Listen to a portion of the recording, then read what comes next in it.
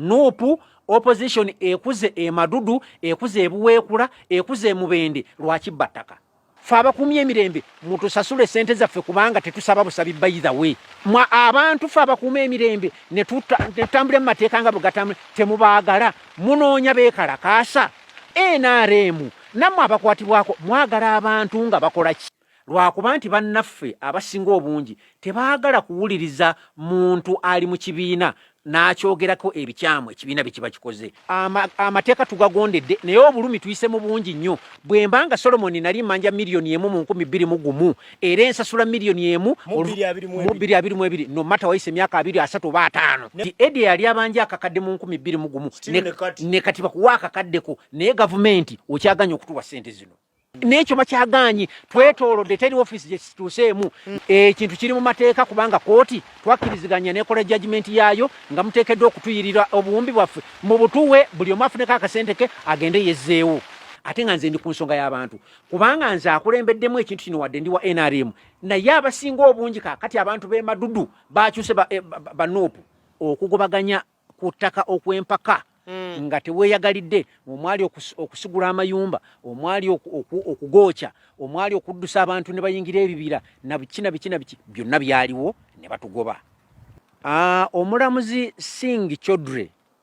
naawe ensala ye nga ffe abaali bawaabira abagobwa nga tusinze gavumenti n'ekyo nga gavumenti erina otuliyirira obuwumbi 37 mu obukadde obugwamu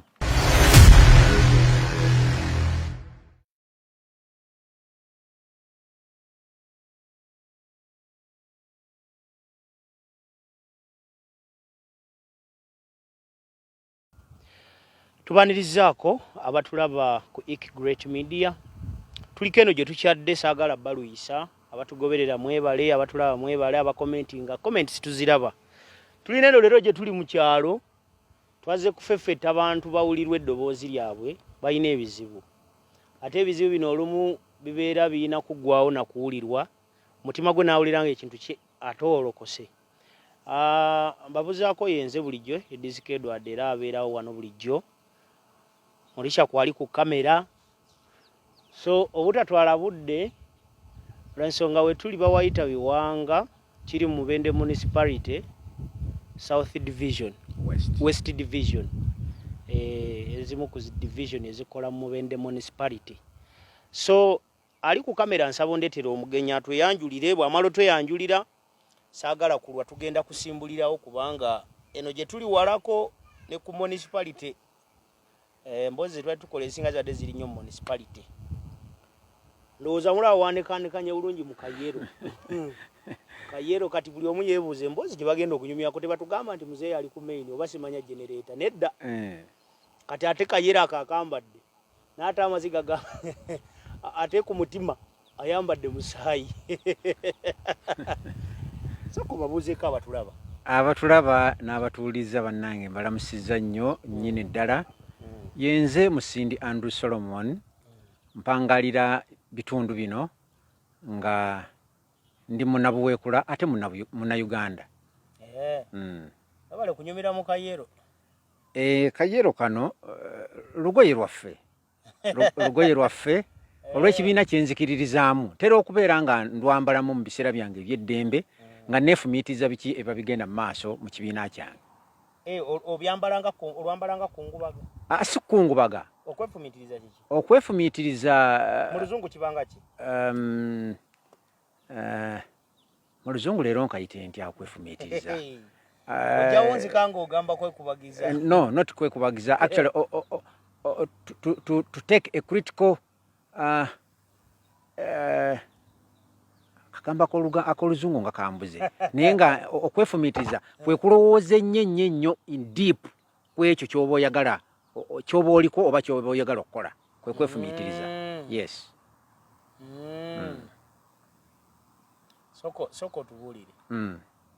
waliwo ensonga gye watugambako ye yatuleese eno nsonga ki nga twogera ku nnyingi ensonga y'ettaka ensonga y'ettaka watugamba President Yoweri Kaguta Museveni goyambalidde pate kuba yefunda waayo yakubbako ettaka ati Engamba kati ate bwababba mu abambala ne t-shirt nga mutuuka ne ku kisenti evuganya ku ntebe y'obwa municipal y'obwa member of parliament. Bw'anaagwa ku batazambadde.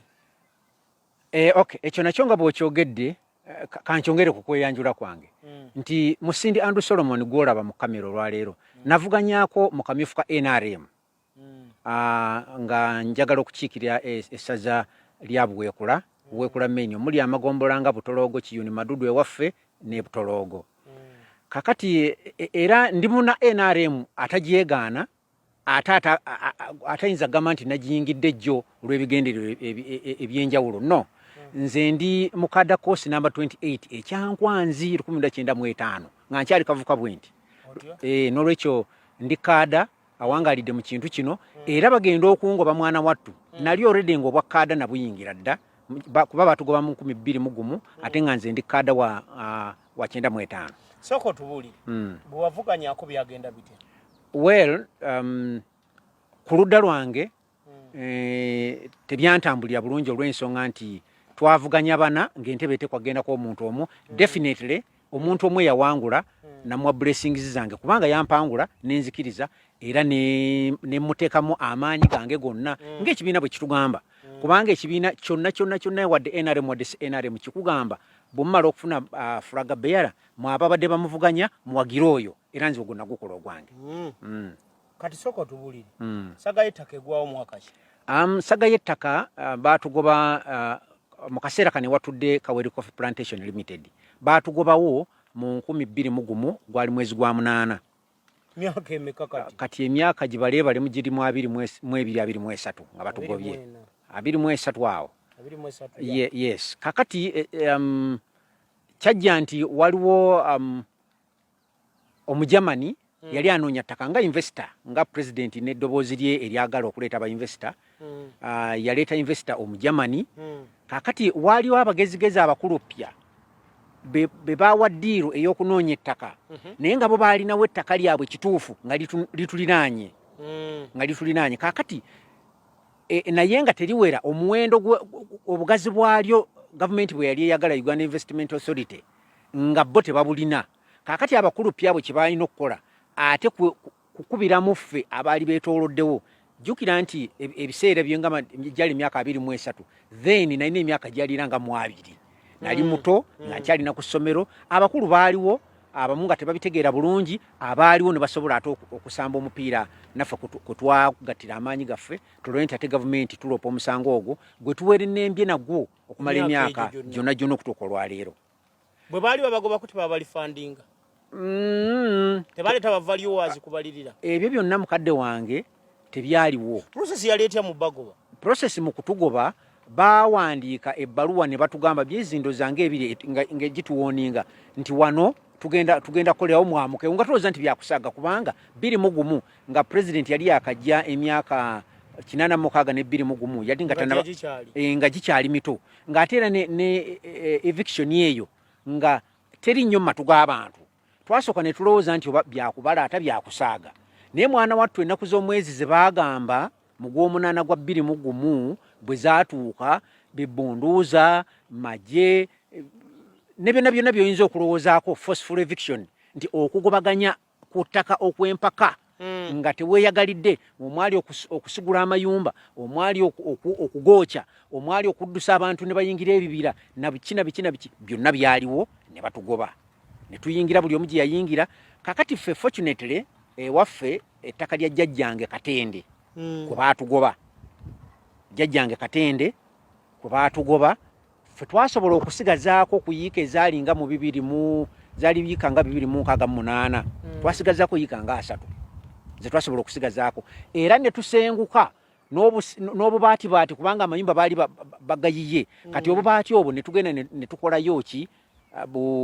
obubaasi ne tutandika okubeera eyo. Obulamu tebwali bulungi nnyo n'akamu n'akettondo naye eyo saagala kulwayo nnyo kubanga baatugoba era ne tugenda mu kooti. Tugenze mu kooti ne tuwangala emyaka 13 okuva mu 21 okutuuka mu 2013-14. Omulamuzi Singh Chodre naawe ensala ye nga ffe abaali bawaabira abagobwa nga tusinze gavumenti n'ekyo nga gavumenti erina otuliyirira obuwumbi 37 mwobukadde obugwamu zali sente nnyingiko naye nga bw'omanyi gavumenti obanga bw'omanyi ebyemisango ebya kkooti bwe bitambula mwana wattu eyo si yali enkomerero twali mu high court kakati nga gavumenti gye tusinze mu mateeka ya ddembe nayo okujulira era yajulira n'ejulira kakati bw'ejulira gye tuliko kakati gavumenti bw'ejulira ne wabeera waawo ebyamateeka ebirala ebyalondoka no kakati kyetugenda okugira tugenda kuddamu omusango ogwo tugukole ki tuguwoze buto jjukira twakawoleza emyaka 13 14 neŋŋamba omwana gwe nazaala mu 2021 awezezza emyaka 14 mugenda kwolekera 18 abe nga yeesaliddewo kakati asoma era nga ndi mugobe kakati era tuddemu okuwoza obuto era tutule emyaka emirala 18 14 neŋŋamba nedda abasobola okunzikiririzaamu nze nga nze si lwakuba nti nyambala yero naye nga tugoberera amateeka ndi mugobe nga n'omulayina bwali omugobe abanzikiririzaamu twali tuwaaba omusango guno ebiwandiiko byonna ebyogera ku ekyo mbirina twali nga tuwaaba omusango ogwo twagamba gavumenti etuzze etuliyirire byeyonoonye ate mwana wattu etuzzeeyo ne gye yatugoba oba okitegedde mwana edi nti ate bwe banga tekoze ekyo etuliyirire buliyirize ebyo ebyonoonese ffe tugende tukole ki tugende tweyiye wala kakati luli nali muto nali myaka gyabiri nali nga by the way nga nkyalina mu kusoma nali nga yes mu 2021 no nali maze okusoma mu 2021 nali maze okusoma naye nali emyaka gyali kyali mito nga ebimu mbirengera sibirengera bulungi kakati bwe mala okutegeera awo mu 2015 ngamba abagoberezi abampuliriramu ne mbagamba nti twawaaba ebintu bibiri naye ng'ekimu ku kyo tukyetaaga ne tugamba nti oba ebyekooti biganye tugende tutule ne gavumenti ffe bakole ki si batuweeyo batuliire ebyaffe ebyayonooneka ffe tuve mu geemu tukole ki kubanga nakyo twakiwaabira n'olwekyo bwe twetooloola ne tufuna abaatutuusa mu gavumenti tugenze mu ntegeeragana gye bayita out of court settlement twakikola emyaka 6 tuli mu nteeseganya wakati waffe abagobwa ne gavumenti emyaka 6 ne tufuna kye bayita consent judgment oba okusalawo okukaanya kwe tuba tukaanyiza wakati w'omuwaabirwa n'omuwawaabirwa out of court nti ekyo kye muba mukkiriziganyizaako mukitwala mu maaso g'omulamuzi omulamuzi ne mugamba nti sebo okitiwa omulamuzi bino betukanyizaako ye nakiteekako sitampu eyo neefuuka ensalawo ya kooti amaziga gali ludda wa mwami Edi nti ekyo tukituukako mu 2022 kubanga 2014 2016 17 18 19 20 2014 15 16 17 18 19 awo egyo emyaka 6 gye ngambye nga tuli mu kuteesaganya ne tutuuka ku kukaanya kaakati tutuuse ku kukaanya munsonyi okubasebo twebuuza gavumenti bw'obanga twagamba nti no waliyo ekkuba eryatuteeseganye tusobole okuba nti no tubaleka kubanga bw'otunuulira investment eri ekyamazima ne bwembeera nga nze president azzeeko sinza gitemawo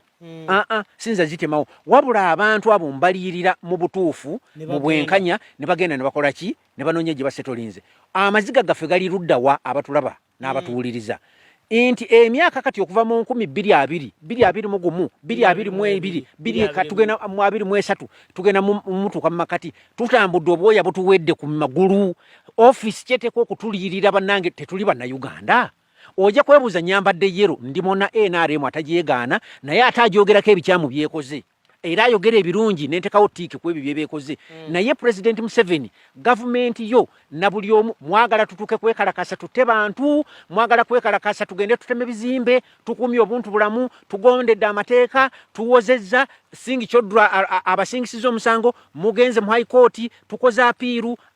efuusa apiiru tugenze out of court settlement tugikoze tuvuddeyo nga tugambye mu kifo kyo tuwa obuwumbi 37 ne bakkiriza batuwa obuwumbi busatu just busatu 3.58 billion shillings zenjogerako nga muvudde kwa 37 ye kubanga zezo zitwawa aba mu 2021 government yegamba yo sinkozi yaki si tetekamu interest bwembanga Solomon nali manja milioni emu mu 2021 era ensasula milioni emu mu 2022 no matter waise myaka 2 ba 5 ne value tagitunulide temuli mu value ne tugamba kale nno nekyo mukituwe kubanga tukkiriziganyiza nekyo ne bagaanye nekyo bakyagaanye twetolodde teri office je situseemu naliye was jensembe office okugendamu nagenze wa state house controller nakuze eno PSS Tigobi nakuze eri Haji Kakande wa presidency nakuze eri ba minister ba MP ba fabo tebalina ne kibatuyambi tebalina ne bakitukoledde kubanga buli tubagamba ku kino akuze eno ping pong akuze eno ping pong akuze eri n'olwekyo nzo omulanga gwange nge yakulemberamu kubanga abantu bangamba kakati Solomon watugamba tugende tukole out of court settlement nekyo kigaanye tukoze eki Mwami Musindi esebo kyenjagala omanyi Mwami Museveni oli mumativu nti ensonga ze Kaweri azimanyi oba tazimanyi ensonga ze Mwine engeri gye mwali muzimunyonyoddemu mu ngeri gy'olowooza nti alina okubanga azimanyi teyeebuzaabuza nga bonaga nti waise buna kugamba ebbanja lyange olimanyi ensonga ze Kaweri Kofi ow'ekitiibwa president azimanyi naye abamusemberedde tebatuganya mutukako nze gwolaba nasituka mu lukujukuju olw'ekika ekyawaggulu State House teyingirikika naye wali ofunya akakisa nayingira nengenda mu State House bino njogera president ojja kundaba era ondaba natuuka mu State House Entebbe ne mukwasa ekitabo ekirimu byonna ani abanjaki bye twakanyako consent na buli kimu nembi mukwasa nankubira n'essimu ata we twagendera mukulu Edi we twagendera mukalu ne bagamba Solomon anoonya platform ya kalu nkiddamu President Museveni wankubira simu n'ogambo neetaaga okundaba twogere ku nsonga za Kaweri Kofi naye ebiseera ebyo we wankubirira simu nga nakava mu State House yansaba simu namba yange yaginsaba nga yambadde sati enjeru nenkwata akatabo twaliwo owekitibwa Kibuuka Moti kati RDC owekitibwa Meja Kakoza yaliwo nga ndaba owekitibwa RDC Nyakwera yaliwo nga ndaba owekitibwa Minister Namuganza yaliwo nga ndaba nga mukwasa document eyo waite naku nga 3 nengamba omusajja gwe nalekera akapapulanga akatadde musawo musaati bino really andiko nentambulanga obwongo ne mwana watu waite naku 3 owekitibwa president nankubira essimu nambuuza bye mubende Kibuuka Moti ne twogera Katonda ku byafaamu eyo ne tukola ki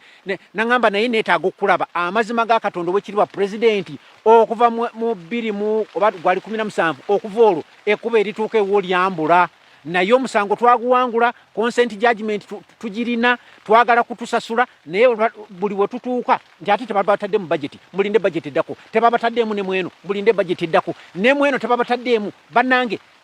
amateeka tugagondedde naye obulumi tuyise mu bungi nnyo owekitibwa president NRM nammwe abakwatibwako mwagala abantu nga bakola ki abantu fa bakuuma emirembe ne tutambule mu mateeka nga bwegatambule temubaagala munoonya beekalakaasa muleete tiya gaasi munoonya beekalakaasa muleete masasi fa abakuumye emirembe mutusasule sente zaffe kubanga tetusaba busabi by the way ekintu kiri mu mateeka kubanga kooti twakkiriziganya nekola judgment yaayo nga muteekeddwa okutuyirira obuwumbi bwaffe mu butuwe buli omu afuneko akasente ke agende yezzeewo wetufiiridde wali mu nkuba akakuba nno katutaataaganyiza katuwa matudde era kakano kafuyiridde ke katuwa matudde singa twamaliriza dda wetufiiridde wali obadde oli mutugamba olwanya ekisoboka okusinkana wa Museveni ebikono biri awo ebikono naye kati gwayambadde esaati ye n'aleeba nanga ayambadde eno eyange osobola omuntu kyeyandibadde n'access okutuuka mu State House ng'ensonga ekutwalayo siiyo ng'omuntu y'abantu ate abalonzi ba Mwami Museveni muntu yandibadde antuusayo ye mukulembeze wange owabuwekula South oba yenna sitegeeza MP yekka naye abakulembeze bonna be tulina ku mitendera gyonna LC5 okuva kwezo levels LC5 chairperson RDC ba MP bonna nga sawuddemu nti oba MP wabuwekula oba waawa naye ba MP bonna mukisane mubogereza teri MP gwe situukiridde ndi mu kamera teri MP ku bataano gwe sogene naye ku nsonga eno ne chairman LC5 badamu abaliwo obamanyi they are so busy for us bali busy ebipapula by'okutte wano birimu by'omusango ebipapula bino byenkutte okusinga nkutte judgment ali ku kamera njaba bikwate bote bizuminga mu wano bajja bira bikula exactly wali wenyini kubanga twagala nnyo twogere ku bye tulinako obukakafu njagala alowooza mbu tuli wano simanyi ffe tukuba gavumenti simala biki si byakukuba anti kakati awasayiningi kyekino omulamuzi endagaano gye twatuukako ne gavumenti consent judgment wano we mwali musookedde anti counsel for the plaintiff ye muwaabi Attorney General Attorney General gwe tuba tuwaabidde gavumenti Attorney General gwe tuba tuwaabidde era yawoza sabawolereza ennaku z'omwezi nga 10 omwezi ogwokubiri 2020 consent judgment ne tugifuna naye kakati basebo ne mwebiri bino byenjogerako si byagamba nti no bya kifere era esente ze bali menti okutuwa zizino wano sikiramu ko kamera zirabe aske one yakala making sure want zirabika obuwumbi busatu 401 plaintiffs claim a total sum obuwumbi busatu gana sing 3 billion 800 obuwumbi busatu mu obukadde 570,050 being special damages and the first defendant is willing to pay the said sum in full and final settlement of the claim that 258 plaintiffs of the 401 plaintiff claim a total sum of Ugandan shillings obuwumbi 2,500,000,000 something have accepted the first defendant's offer and have been verified by the plaintiffs advocates, and the first defendant has accepted to pay the said sum in full and final settlement.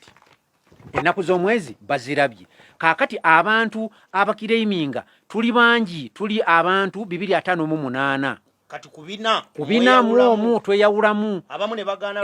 abalaba basigala eri bamwami Kayiira ne group ye fe eyaffe group ennene negamba batusasule naye group ennene eyagamba nti batusasule kubanga asemba ya 2 mu babiri 2 nga inofuna milioni zisatu kakati owulira esente ezo nyingi nnyo naye buli omwe ayinako ezize waliwo abayina milioni 2-3 waliwo abayina akamu naye mwana wo wendi waliwo njagala nnyo manya complaining nti naye mwana waliwo n'abayina kakati ng'essomero lya Kitemba libanja obukadde 3 soko bikulenda be wooli nyamba wakiri sente ne wesizogere linya ne kakati esente zange zo toziteekayo ku kamera kubanga bwomala nenzifuna bayinza okujja ne banum nambiyo musindi number 1 musindi Andrew Solomon siyenze gamanya sige gange lekankwate ku sente lekankwate ku sente kwatawo nkutewo ku sente tezirabika sente erinya lye liryo muliraba bulungi musindi Andrew Solomon nesigini cha yegwe nesigini cheyo yange ali namba emu namba 2 ye munno mukabi oyo yene bwe baziraba kasitaye si yali wana kitegeeza ali wana complaining nga kitufu abanje kwendi manje era nze namba emu mulisha ku kamera olise bulungi erinya lirabika bulungi Andrew sagala sente zirabike sente nyingi ezirabe wana era wazifunira munonya nange namunonya olirabe bulungi asembezeeko njagala lirabike bulungi linya lyabika bulungi kitegeeza gwe tuli nayo wana complaining ebyaddala kwendi kakati waliwo n'abalaba naffe abayina sente ennungi obulungi milioni 19 milioni 2 milioni 10 naye ng'ate era ezi sente nga zisinzira ku bugagga bw'oggwe mu kiseera ekyo waliwo enkana ki mu bugagga bwo zino sente bazivaluinga mu mwaka 2021 nti edi yali abanja akakadde mu 2021 ne kati bakuwa akakaddeko naye gavumenti okyaganya okutuwa sente zino tukole ki era ekibuuzo kino kineebuuza okwambala yero munsanze nabagambye nti akasaati kange bwe mbeera nga nabye neefumitiza era ngambe wova waliwo abalala abajja kakati okwambala yero saagala antunulira mu kamera agambe nti mwe ba yero kaba bayise nti ba yero abantu bano 252 be mulabye ku listi wano tekitegeeza nti ffenna tuli ba NRM eno ensonga si ya NRM nti ababanja ba NRM bagoba omunyolo omukiga omuganda omufumbira omukatoliki omukristaayo omulokole tebyali mu ddiini, tebyali mu kika, tebyali mu kintu kyonna kyonna. Naye kiki kye tugamba gavumenti? Empapula zino ntambudde nga bwe nkunyonyoddeko emabega. Mbadde nagenze ewa State House Controller. Naye naakuze eno, naye naakuze eri. Kaakati PSST mwami Gobi akulira ebyensimbi mu Ministry of Finance atugamba nti ate kakati mu ddeeyi eri ewa president mu Office of the President basasule Haji Yusuf Kakande olaba ne balua jenina the Honorable Anthony J. Haji Yunus Kakande Secretary Office of the President balua jena akasemba yokufuna mugamba Gobi PSST amugamba bino byenjogerako bya juzi bya yesterday bya mwezi guno ogwakagwa balua esemba yegamba nti Gobi alagira Haji Yunus Kakande atusasule kweyo budget gye yamuwadde. Kati kye kiganye. Kakati ekiganye anti tetubaddemu babadde tebatutaddemu budget. Naye olwokuba nti tunyigiriza ate nga tutambula nga tutambula fekka. Solomon ntambula n'entomera amaoffice n'amaoffice nagamba natuke wa president nabadde wa State House Controller ntuse wa Haji Yunus Kakande ntuse buli wamu ntuukawe watone jono tutambudde wonna. Naye nga tetulinako muntu munene atukola ki atuli mabega. Kakati obuuza bw'abanga Gobi yalagidde ate ki ekikyaganye kye kino financial ya buli financial ya nkulaze date ya judgment biri mugumu togirabye nga 10 ogwokubiri. Kakati financial ya nga bwe zijja zitambula zituuka ne zitukuba nga tebatutaddemu teri mwakirwanyisa lwakuba tulinako akikolako follow up teri alwanyisa. Yes. Bwe bakwata ne balagira ne ba directing anti mubasasula. Lwaki wetaaga ka kipushing bwe bastructure nga etambula namu. Anti kakati ogambye omwana tera ya amazi. Lwaki atogamba omukyala nti owaye mukyala gamba omwana ntere ya amazi obanga gwetata. Uganda bwetyo bwefaanana nti fairo nyingi akantu kange tokaziika. Ogambye Uganda bwekola ki? Uganda bwefaanana. Sokoleke. Ng'oyambadde akasaati noga nti Uganda bwetyo bwe. Era nsobola n'okuleeta akakofiira kayero kuba nako nkayina ne nkateekako. Goyinza okufuna essaati yokka n'akakofiira bakaleete. Bw'oba ogambye oyambadde essaati ya yero. Yes. N'ogamba Uganda bwetyo bwefaanana. Atukulembera tumwesigisa tutya mu Uganda efaanana bwetyo. Kakati kankolage kino nga nkuddamu nti ababanja gavumenti. Yes. Okuva kakati gwe tandika kubaali mu lutalo. Fountain of Honor. Ye government. Fountain of Honor ye president. Ye government. Ensiboko y'ekitiibwa weeva. Kyekitegeza Fountain of Honor. Naye kyenkulaga nti olwokuba nti ababanja gavumenti bangi nnyo mu kategori mwe tugwa. Kaakati oyinza okwesanga nga ziri fayiro nga 5 ezirina okusasula mu financial yeno. Naye yes, kyenkulaga ntambudde. Ogambye nakijoba obaginensi ntera ya amazzi. Lwaki oyagala gamba nti abaana tebategedde ani gwe ngambye ng'odirectinze. Gavumenti etugamba bweti nti wabeerawo kye bayita priorities buli financial year. Kakati bwegamba nti omwaka guno nja kusasula abantu. Naye nja kusasulako abantu 500 ku mitwalo 5. Kakati abantu 500 kiri erigwa okulaba nti weeteeseteese bulungi olupapula n'olutuusa ng'olina abakutuusa amangu ku mmeeza eyo wekikolerwa. Naye ffe tutambudde ffeka kubanga abakulembeze baffe okuva lwe twatandika ensonga eno abasinga batutunulira kyamuli tebaagala kutegeera bintu bino. Tebaagala kubitegera. N'olwekyo nti kakati PSST bw'abanga alagidde Haji Yunus Kakande owa presidency ebbaluwa yino njiina. N'abanga amulagidde nti abantu abo basasule naye ng'okozesa budget eyo already gyenkuwadde mu bootetenkanyiza yebbaluwa gye n'akasembayo gye nnina basasule kwezo mu financial ya eno. Kakati ekyo kye tukyalinze. Eyo n'obikoze ng'otuuka weeyanjulayo nga mu NRM walina n'ennamba mu kadakosi 28. Kirowooze musinga abaddewo opposition. Kakati ate no kubanga buli kintu wano ebisinga biri politicized. Mwami Eddie kakati ne ekisinga obukulu nti nze buli wentuuka sigenda nga sina office gye nali ntuuseemu neyanjulanga wa NRM. Kyogamba no pasola ogoba ku sokezo kasobera munna Uganda. Seyanjula nkonge yali eyesimbye okubaka bwa parliament nedda seyanjulanga konga muna NRM nedda wabula ngenda nansonga kubanga bwe nyingira office y'omuntu yenna nemugamba nti nze ndi wa NRM ngoba kino ate antunuulira bulala atunandinga ensonga eyo njitadde mu byabufuzi ate nga nze ndi ku nsonga y'abantu kubanga nze akulembeddemu ekintu kino wadde ndi wa NRM naye abasinga obungi kaakati abantu b'emadudu bakyuse banuupu bakyuse kati banuupu mu nsonga eno atulaba webale kubanga otugoberera ekyo kye bayita mpaawo atalikaaba sekamuli kansaze lugayo lutya kakati tunatera okuwunzika atugambe ekyokuba ttaka kakati nuupu nyingi emadudu ye era ekyo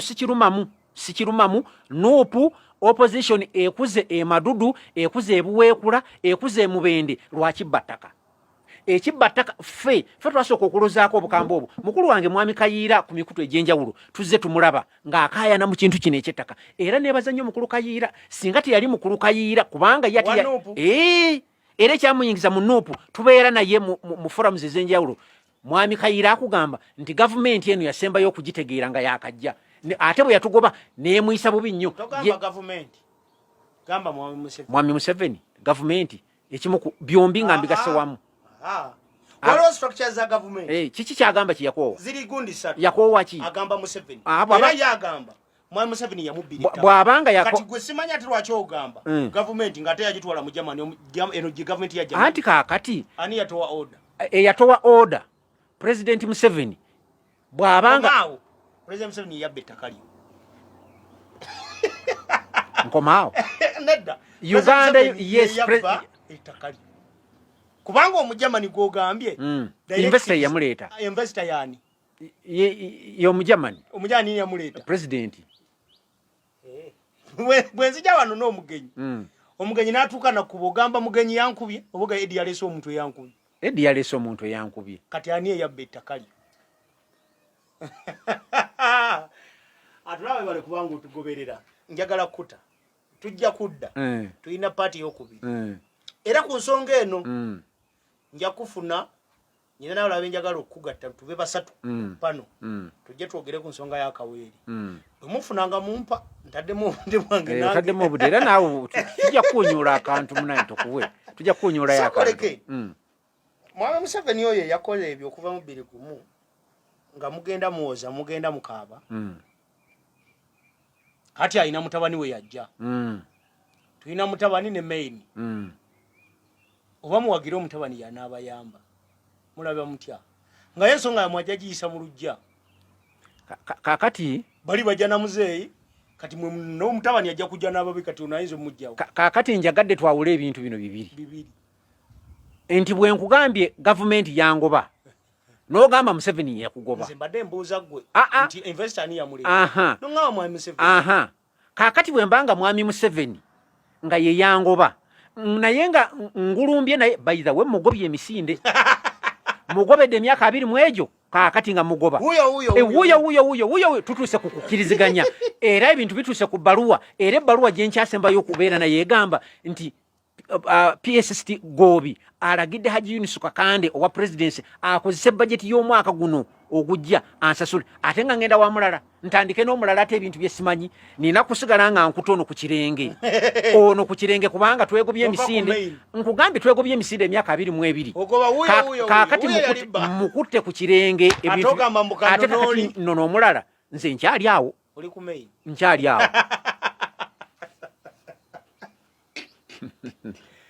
nafe muli ule tunyumya twebuzo banabira abana nze nkyali awo kati tuli wano biwanga nno mu West Division mubende municipality mubende municipality kumpi nno otambulirawo ndowooza 15 mu motoka gundira ku 12 nedda sebo 10 okuva kwa ibo okutindi 10 kubadde gututusiza wa okuva e Kampala anyumye okuva e Kampala ono Kampala gumu kitundu ngamba mafuta mu motoka yes kakati nga hari yatesaga gumu kitundu